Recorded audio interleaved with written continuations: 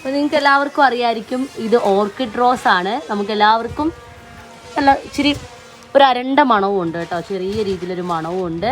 ഈ orchid rose എല്ലാവർക്കും ഇഷ്ടമുള്ളൊരു റോസാപ്പൂ തന്നെയാണ്. എനിക്കൊക്കെ ഭയങ്കര ഇഷ്ടമാണ്. ഞാൻ കാത്താണ് എനിക്കും ഓർക്കിഡ് റോസ് കിട്ടിയത്. എനിക്ക് മിക്കപ്പോഴും ഫ്ലവർ കാണും, ആ ഒരു സമയം അപ്പോൾ ഫ്ലവർ വരും. വന്നു കഴിഞ്ഞാൽ തന്നെ കുറേ നാളത് നിൽക്കും, ദിവസങ്ങളോളം ആ ഫ്ലവർ നിൽക്കാറുണ്ട്.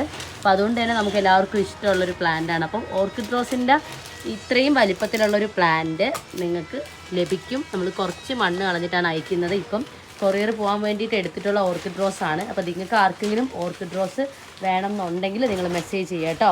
പിന്നെ ഇത് വെള്ളയ്ക്കകത്ത് ചെറിയ ചെറിയ ഫ്ലവർ വരുന്ന പ്ലാന്റ് ആണ്. കണ്ടല്ലോ, ഇങ്ങോട്ടേക്ക് താമസം മാറിയിട്ട് ഇവിടെ വെച്ചിട്ടുള്ള, നമ്മുടെ വീട്ടിൽ വെച്ചിട്ടുള്ള ഒരു പ്ലാന്റ് ആണ് ഈ ഒരു വൈറ്റ് ഫ്ലവറുള്ള റോസ. എപ്പോഴും ഫ്ലവർ തരുന്നൊരു റോസാപ്പൂ ആണ് ഈ വൈറ്റ് കേട്ടോ.